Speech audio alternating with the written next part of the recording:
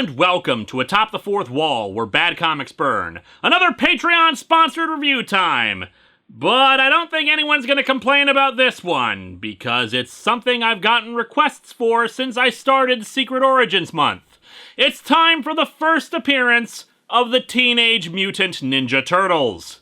Like with people asking me to cover Deadpool or other modern characters, the big reason why I haven't done it for Secret Origins Month has been it's too recent! Secret Origins Month exists to look at where heroes started from in a time in comics that was very different from what exists today. And admittedly, the mid to late 80s was a different time as well, but not quite to the degree the Gold and Silver Age were. But still, if I looked at the first appearances of other popular franchises in comics, it's probably not a bad idea to look at one who got their start in comics, especially one that isn't from Marvel or DC. I think the reason why people still tell me about Rob Liefeld properties getting movie deals, despite it never ever happening over the course of 20 years, is that we do have success stories of non-Marvel and DC properties getting bigger. Spawn, Witchblade, whatever Mark Millar comic has been optioned, The Walking Dead, but of course the biggest, with multiple TV series, movies, comics, toys,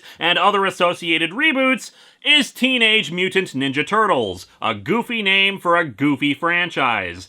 That can still be pretty serious. To reiterate my history with the franchise, I did watch the original cartoon as a kid, didn't follow it as closely as other stuff, watched the live-action movies, attempted to follow the 2003 series with mixed success, but of course, the series that is nearest and dearest to all of our hearts that I watched back in the day was Ninja Turtles: The Next Mutation. Hi, Venus!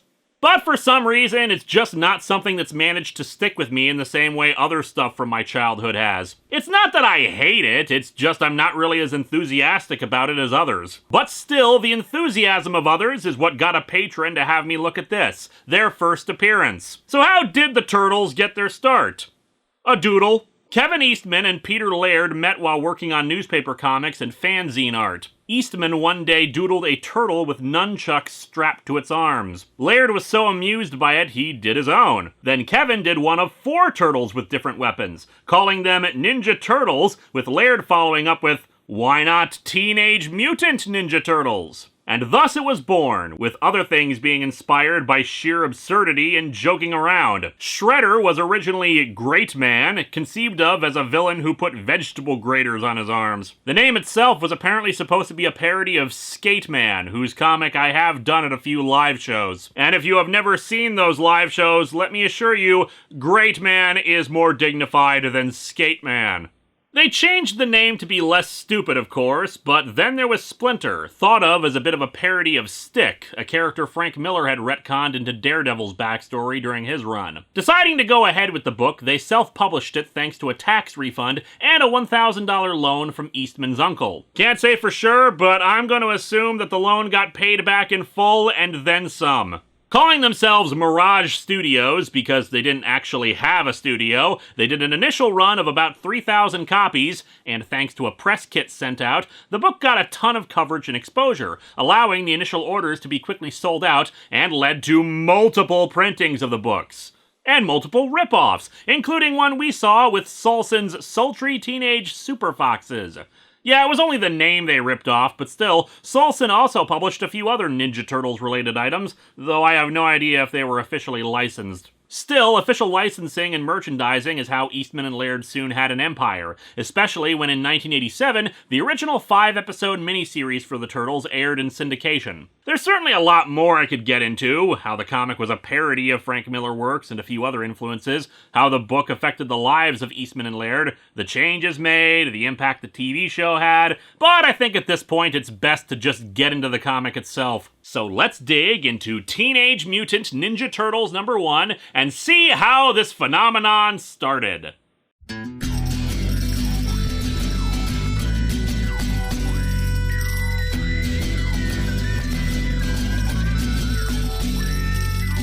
Welcome to Atop the Fourth Wall, where bad comics burn. Linkara's gonna teach you all a lesson you won't learn. Brodsky, you're not the smartest. Liefeld, you're not an artist. Anyone who's had a bad comic published, it could be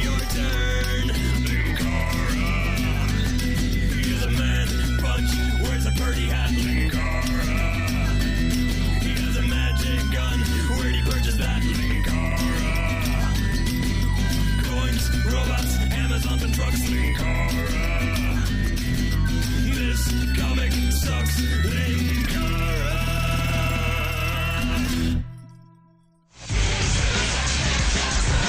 Heroes in a half shell, turtle power.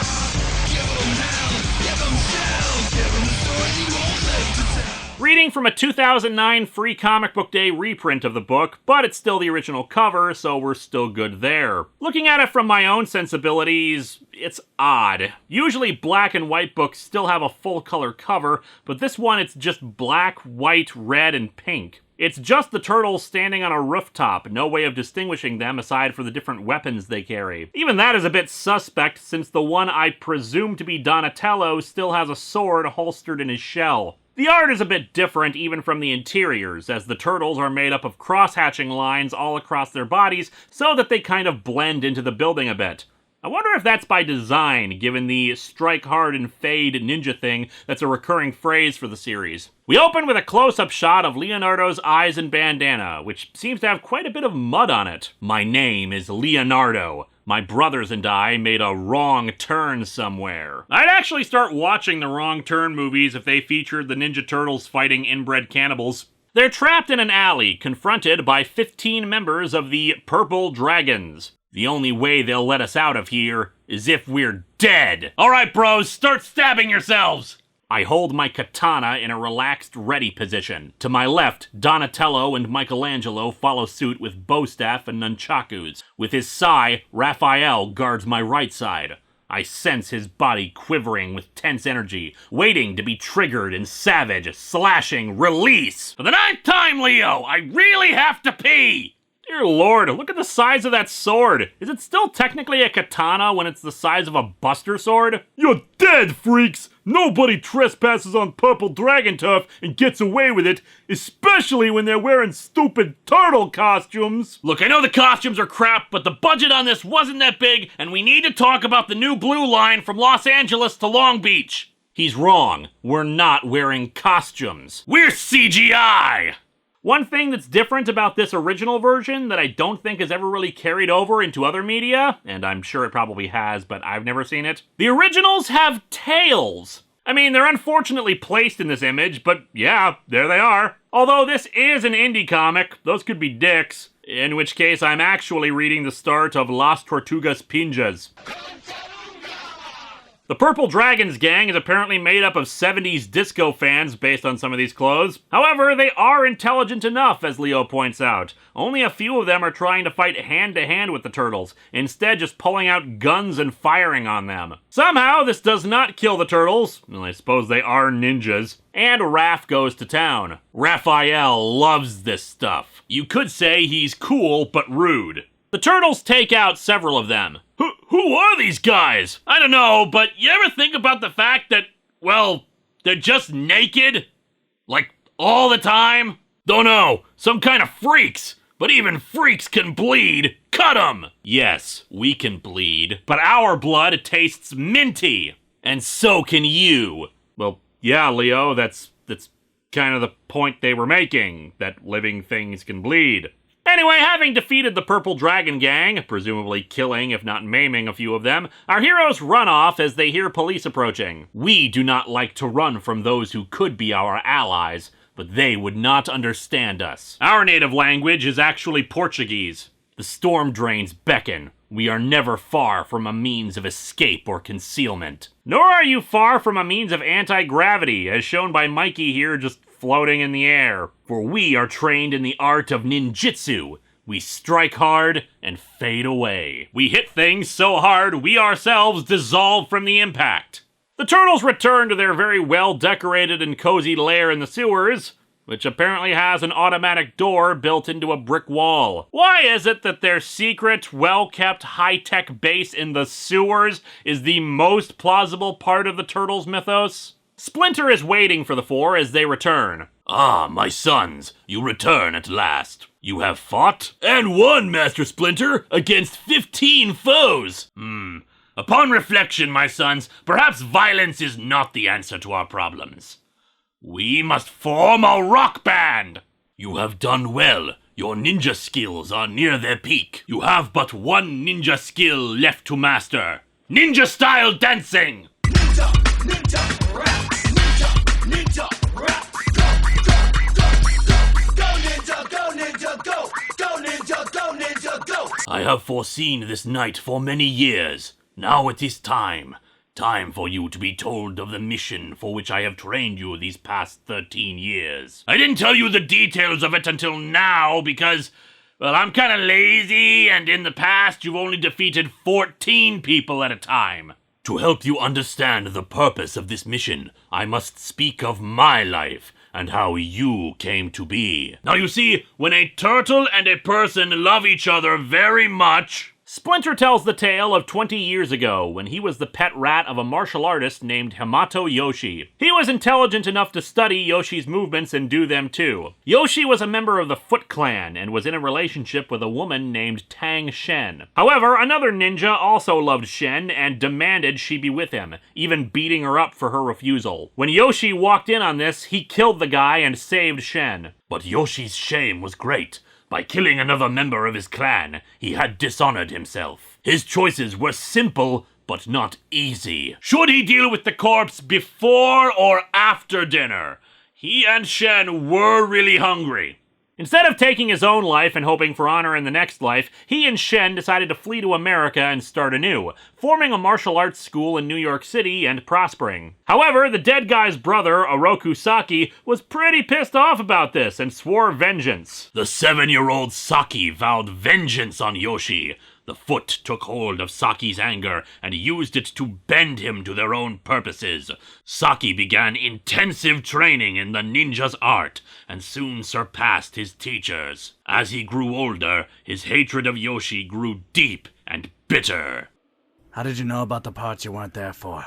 Saki eventually rose in the ranks high enough to be assigned to start a branch of the Foot in New York. Nothing like having your ninja clan as a franchise. Over 1 million assassinated. Within a year, Saki led a powerful branch of the Foot, becoming the most dominant criminal organization in the city. He became known as the Shredder and hunted down Yoshi and Shen, assassinating them both. In the struggle against Yoshi, Splinter's cage was smashed and he was freed. Unfortunately, well, he was a rat, so there really wasn't anything he could do, so he just went to the streets to be a rat. Then, one day, everything changed. While I was searching in a trash can for my next meal, Hardee's! Sometimes beggars can be choosers. I witnessed a near accident. An old blind man crossing the street was almost run down by a large truck. But at the last moment, a young man leaped into the street and knocked the blind man out of the truck's path. As the truck screeched to a jarring stop, a metal canister bounced out of the back of the truck and struck the young man. And that young man grew up to be Daredevil. I'm not even joking. Their origin is deliberately a callback to Daredevil's origin. The canister of weird chemicals that gave Matt Murdock his abilities bounced off his head and continued into the crowd, smashing a jar of turtles carried by a young kid. Coincidence of all coincidences, the kid was standing near an open manhole and the turtles dropped into the sewer along with the chemicals. The canister split open, releasing a glowing green ooze which covered your bodies as you crawled around in it. And that's why they took Ecto Cooler off the market for so long. I followed you down into the storm drain and, not knowing exactly why, gathered you up in a discarded coffee can. Look, I had just eaten some Hardee's, I stepped in some radioactive goop. I'm pretty sure I was planning on drinking you, my sons. Over time, the turtles stayed with Splinter and they all grew in size, gaining intelligence and the ability to stand upright. And eventually even speak. Radical! Pizza? Star Trek! Hey, we've already got a crossover between Batman and the Turtles. I think it's okay for us to finally have a Star Trek crossover with TMNT. Over time, he taught them how to use weapons, stealth, ethics, and apparently electrical engineering and interior decorating, given, again, the hideout, and gave them names of Renaissance painters because of a Renaissance art book that was also in the storm drain. Because apparently Splinter could teach them all about fighting and ninja stuff, but coming up with names is really hard, so here's 4 random names out of a book. He asks them to help avenge the deaths of Yoshi and Shen, to kill the Shredder. We cut to some point later with Raphael sitting on the edge of a rooftop. I despise the dank, dark underground. My brothers don't seem to mind it, but this is where I belong. In another life, I was a gargoyle. Or possibly Spider-Man, given this pose. Raphael is sent to the Shredder's headquarters to deliver a message. Splinter told me to infiltrate the Shredder's headquarters and deliver a calling card. We'd like to do business sometime. We handle mostly network integration and virtualization options. After beating up some guards, he tosses his sai through a window where Shredder is having a meeting, offering protection to a guy's business. Considering how someone was able to deliver the sai in that manner, Raphael inadvertently ruins the deal, since Shredder is unable to properly protect his own friggin' HQ. The message is a challenge for revenge, ordering Shredder to meet the four turtles on a rooftop for a battle to the death. That night, they meet, with the Turtles calling out Shredder while he contemplates who exactly these guys are and why this is coming back to haunt him. Still, he's Shredder, so he's a bit of a tool, and he did not come alone. Foot, join me! Ironically, this battle was taking place on top of a club where a certain song was being played, providing a fitting soundtrack for this fight.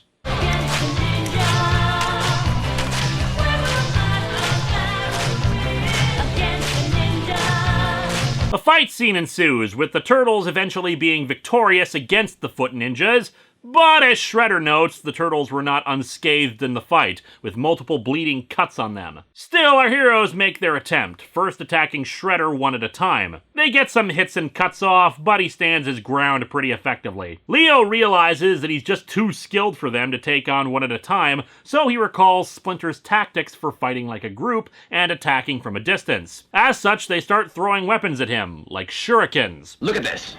Yes, that's my ninja star. Right? It's my ninja star. This is yours.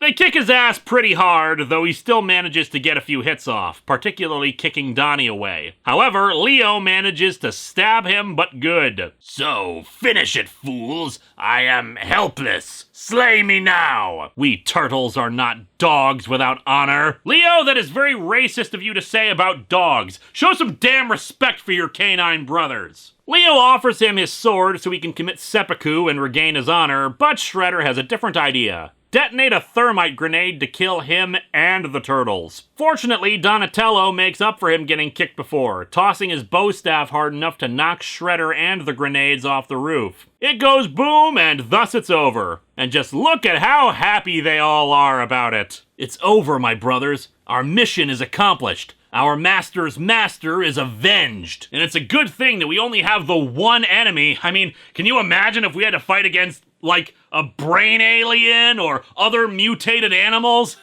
That'd just be weird. They start heading home, but spot a piece of Shredder's armor. It seems that the Shredder has been shredded. And so our comic ends with our heroes discarding the armor piece. We are the Teenage Mutant Ninja Turtles. We strike hard and fade away into the night. More like fading into infection from those open, untreated wounds. Anyway, this comic is pretty good for what it is. These days, the story is pretty simple and a bit cliched, but at the same time, that's kind of the point. It's a bit of a riff on Frank Miller's own work at the time, just without the stupider parts of Frank Miller's writing. And a lot of the cliches about ninjas and darkness and over-dramatized talk about what they do was just par for the course in the 80s. It's only when we get to the late 80s and 90s when this really started to get irritating. The action is pretty decent, though, although that's more that Eastman and Laird know how to lay out a fight scene to get us into it, and less with the actual artwork, which is amateurish, although considering it is an amateur work, I can't really fault it there. Said action is its greatest strength, especially in how both the villains and the heroes act fairly competently, which makes for a much more tense struggle in the final fight. Characterization is pretty scant. The most we get is from Raph, who only really gets, "I don't like living underground." You don't really see any other signs of the distinct personalities they would receive later.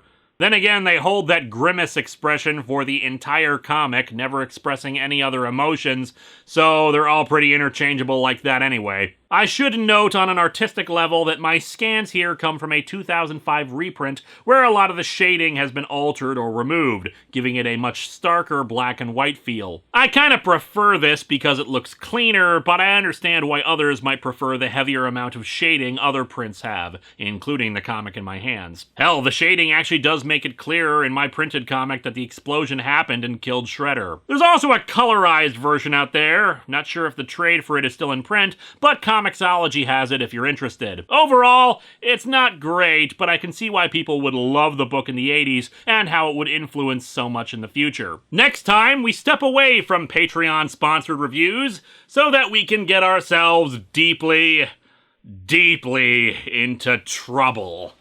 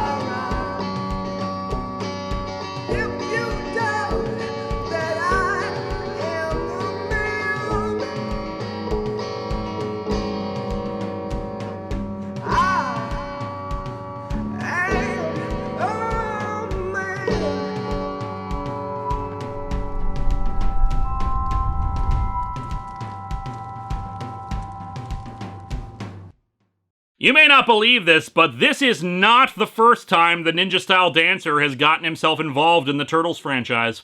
Don't talk